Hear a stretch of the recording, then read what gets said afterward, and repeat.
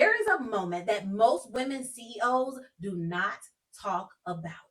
It is the moment right before you have to say your new price out loud. You see, even though you know that your business has grown and your results have improved and the demand is there is something in you that hesitates when you have to say that new price.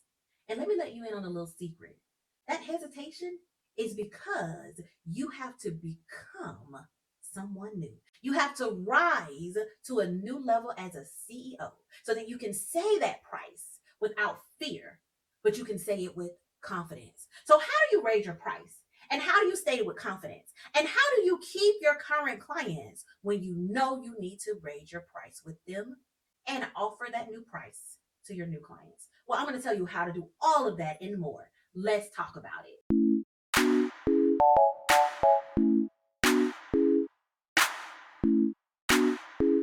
Hi, everyone. I am Dr. Octavia Conner. Welcome to another episode of the Say Yes to Profit podcast. I am so excited that you're here with me. If you are new, say, hey, girl, hey, I am new. If you are an OG, welcome back and say, hey, I am an OG back with you, okay? Say Yes to Profits is a virtual CFO and accounting firm for 7- and 8-figure professional service firm CEOs who are ready to turn their top line revenue into their bottom line profit by having the ultimate financial clarity, control, and confidence. We help them do this by implementing the Say Yes to Profits pillars. And one of those pillars have to deal with raising your prices with confidence. And so before we get into the how-to, I want to ask you a question. Did you know that the moment you have to raise your prices and state them with confidence is the very moment your CEO identity must upgrade? Did you know it was that deep? Let me tell you. This is because pricing, okay, is one of the clearest reflections of how you see yourself as a CEO. You see, at the $1 million plus level, your business's growth already supports a price increase. Like the market has already validated your work. Your clients are receiving amazing results. And so if the data is there, but the price increase is not, that gap is not strategy. That is often centered around your lack of confidence as a CEO. Like literally, I created an entire episode on that very subject, and I'll link it for you to watch it, okay? And here's the thing, that gap is all about, again, how you see yourself operating at this level and beyond. So before we dive into the how-to, I want to talk about your money identity, okay? Your CEO money identity, as I like to say it, all right?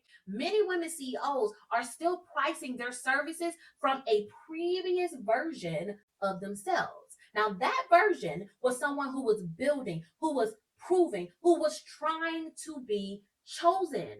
But can I tell you, you're no longer that version? Oh, no. One, you're not trying to be chosen because you've self-selected yourself and you've proven the results that you bring to the table, the transformation that your clients receive, right? And now you're at a place where you're leading your business and it has complexity. You have responsibilities, you have payroll, you have delivery costs, you have expectations that you must reach, right? And so your pricing has to reflect that level of growth and development. But hear me clearly. If your identity has not caught up to your revenue, your pricing will always lag behind its capacity. This is why I created the Profit Leak Diagnostic to help CEOs just like you not just see where the profits are leaking out of their business and they're not even aware of it, but to also see where they're lacking financial confidence and fix it. Like you literally get a whole profit score and it identifies what's going on in your business, okay? And so I highly recommend that you take 10 minutes and take the Profit Leak Diagnostic. You can click the link in the description or go to diagnostic.sayyesToProfits.com because you need to know where you stand so that you can know how to fix it. Does that make sense? Yes, yes? Okay, so now let's talk about the part that is rarely said out loud, but affects often your ability to raise your prices. All right. And that is the emotional pressure. You see, there is a lot of emotional pressure that comes with raising your prices, specifically as a woman CEO, right? And so when you attempt, or if you have attempted to raise your price and you felt this emotion, or you had to state that new price on the sales call and a lot of fear came up, that is because of the emotional pressure. It is the pressure to be liked, the pressure to not come across difficult, the pressure to not remain accessible, the pressure to not outgrow the people who support you early on, the pressure to get someone to say yes. And so what happens is that you will lower your price.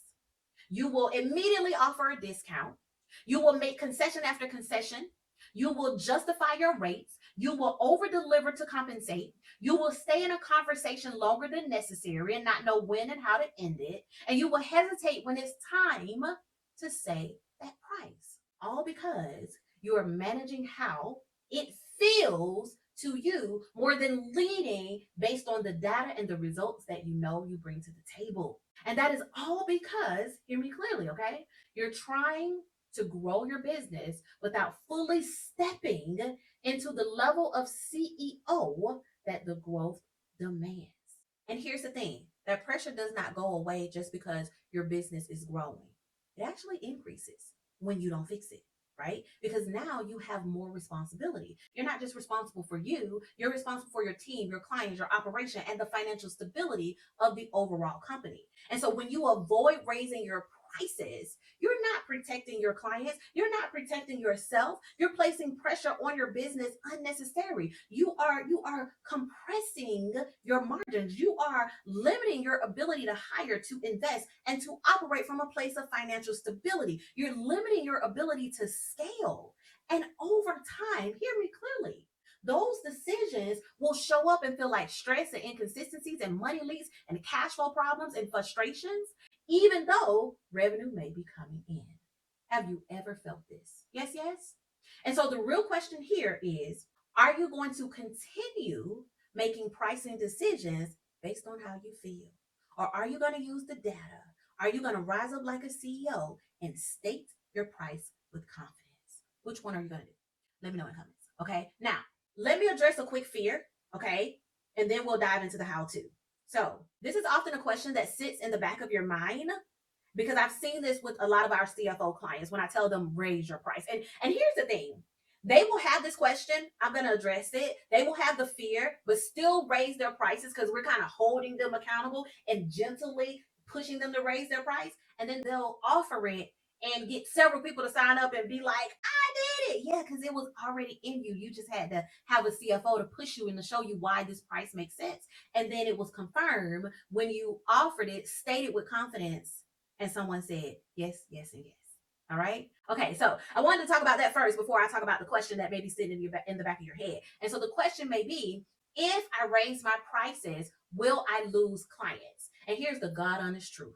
You may lose some, but, not for the reason you think. You see, clients do not simply leave because of a price increase. They leave when the value is unclear, when the experience is inconsistent, or the results are insufficient to justify the new higher investment. You see, at your level, your best clients are not looking for the cheapest option. And why do you want to be the cheapest option? Because you get what you pay for, right? They are looking for certainty. They are looking for transformation. They are looking for results. They are looking for a CEO who is confident in what she delivers. And here's the thing, confidence shows up in your pricing. So when you raise your prices with clarity, with structure, with conviction, the right clients stay. The misaligned clients exit.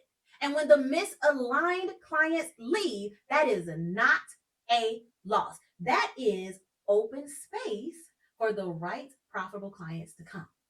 And so that's what we want, profitable clients, right? So put profitable clients in the comments. Yes, yes? All right. Okay, so now I want to go over the how to, right? How to raise your prices. And this is where most CEOs either move forward or stay stuck. So step number one is to start with your numbers. You see, before you change your price, you need to understand your current financial position. So ask yourself a few questions. Number one, what does it actually cost to deliver my services? What are my current profit margins? What margin do I need to operate with stability and with confidence? And what margins do I need to scale with ease? All right. Also ask yourself, what do you desire your margins to be? All right. Here's the thing. If you do not know these numbers, you are guessing at operating your business, and guessing leads to hesitation, and that is controlled by fear. But financial clarity leads to confident decisions, and that will help you say yes to profits. All right? Yes, yes? Okay. So let me give you the pricing for profit formula. All right. So the pricing for profit formula is first identifying your direct cost. Now, your direct cost will be your direct labor. It will be your supplies. It will also be your materials, okay? This is going to be your direct cost. And then you're going to identify your desired profit margin, all right? Once you have these two numbers, now you're going to implement the formula. And so the formula will be your direct cost times your desired profit margin. That's going to give you your total profit amount, okay? Total profit amount. Got it? Now, once you have that, you would take your total profit amount and you're going to add your direct cost. And that is going to give you your pricing for profit amount. So let me give you a real example of how to do this, okay? So let's say your direct cost equals $6,000, right? And your desired profit margin is 40%, okay? So we would take the 6,000 times the 40%. That is going to give you 2,400, all right? That is your total profit amount. Now, you're not done, because now you take that 2,400 and you add the direct cost back to it, and that's going to give you your profit, your pricing for profit amount of 8,400. And this is the new price, okay? Anything less than that, if you state anything less than that, guess what you're doing? You're eating into your profit margin, right? And you may not even have enough to cover your costs. And so you don't want to do that. So that is the pricing for profits formula that you want to use, okay? So step number one. Step number two, you want to identify who is actually profitable. You see, every client is not equal. Some clients generate a profit. Some clients consume it. You need to understand which clients are aligned with your next level. You need to understand which clients are underpriced, which clients are costing you more than they are contributing, and you need to understand which clients are emotionally draining. Now, sometimes the emotionally draining clients can actually be the ones that are profitable, but I do not want you to make decisions by keeping them because they're profitable, because you can release them and have you and your team operating from a place of happiness, right, and peace and profits, instead of having an emotionally draining client that you're like, ugh, every time it's time to talk to them.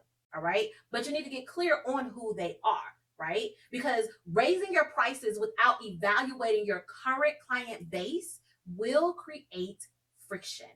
And you don't want that. You got it good? Yes, yes? Okay. Step number three, you're going to reposition your offer. Now, if your pricing is tied to deliverables, you will always feel pressure to justify your price. Okay. Your pricing should be tied to outcomes, to transformation, to the results your clients receives. All right. And so you want to simplify your offer. You want to strengthen the value. You want to state your benefits and transformation with confidence. You want to make it clear what your clients are actually paying for, and not tie it to just deliverables, all right? Or deliverables in any way, right? It's about transformation. So let me give you an example. I know without a doubt when a CEO becomes our CFO client, oh, they will not only experience financial clarity, control, and confidence, but they will definitely increase their profitability, strengthen their cash flow, and make decisions with precision rather than under pressure if they do what we tell them to do. But if they don't, then it's really not on us because we've delivered the way we have explained that we will deliver, the way we've promised we deliver, right? When CFO clients work with us, they will understand exactly how their money moves inside and out of their business. They will stop guessing. They will stop reacting. They will stop wondering where the cash went. They will finally operate with the ultimate financial confidence that is needed to achieve their business and personal goals. They will finally be able to take their revenue and turn it into profit and turn that profit into wealth. That is transformation. But what I know is that most CFOs talk about reports, spreadsheets, and meetings. But I'm pretty sure you don't want another report. You don't want to be in another meeting, and you definitely don't want to worry about another spreadsheet, right? Right? And so I don't talk about that. Like our CFO clients experience a complete shift in how they see, manage, and lead their numbers. They're not only earning revenue, but their revenue is turning into profit. And again, that profit is turning into wealth. And that's the game changer about our CFO services. Again, that is transformation. And so when you are clear on the level of outcome and the transformation your clients will receive, your pricing is no longer something that feels like you have to defend it because you state it with confidence. And if you can back it up with proof, like I literally have our profit wall of proof that people can go to and see tons of videos that identifies what we do, and our clients have stated it in their words and not ours. So how can you be able to do the same thing? When you do, again, you're not defending your price. You're stating it with confidence. Hello. Okay. All right. So step number 4, communicate like a CEO. So I basically just kind of went over that, right? But here's the thing. This is where your emotional discipline matters. When you communicate a price increase, do not over explain. Do not apologize. Do not negotiate against yourself. Do not immediately offer a discount. Do not ask for permission. You are communicating a business decision because you know you can deliver the transformation and results. All right. And then step number 5, implement with structure. All right. And with the strategy. So you do not have to change everything overnight. I recommend that you phase it out. All right. So how does this look? New clients come in at the new rate immediately. Existing clients receive clear communication and a transition timeline. And so you could do it a little bit like this. When a new client accepts the new price and that offer, you issue a price increase letter to an existing client. Or when their contract is up for renewal, you then issue a price increase letter to them. What this does is allows you to increase your price to receive payment for the new price from a new client without creating unnecessary disruption in your cash flow and your revenue. Does that make sense? Yes, yes? All right. So there's something that happens when you do not raise your prices. Okay. Let me be very clear here. If you do not raise your prices, your business will continue to grow in a way that creates pressure instead of profit. Okay. You will generate more revenue, right? But your margins will stay tight or your margins will disappear. Your cash flow will remain inconsistent. Hiring will continue to feel risky. Investing will continue to feel risky. And you will stay in a cycle, right, where your effort increases, but your financial reward does not. And so I want you to pause and I want you to determine if now is the time to raise your prices. And if you have the confidence to do that as a CEO, because raising your prices is not about charging more. It is about leading at a level your business requires. And you're at that level, okay?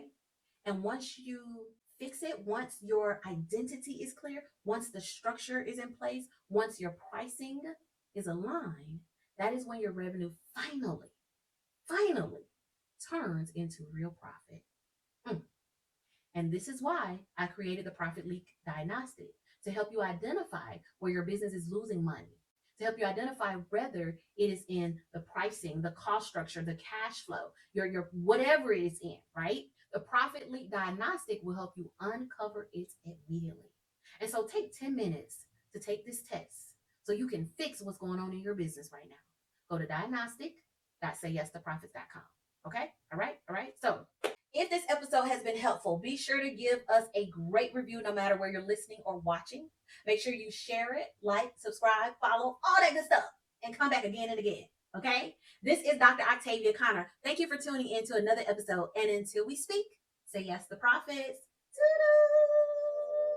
Thank you for tuning in to another episode of the Say Yes to Profits podcast. Now it is time for you to make money moves. Take action based on what you learn. Now see you on the next episode. Say Yes to Profits. Toodles.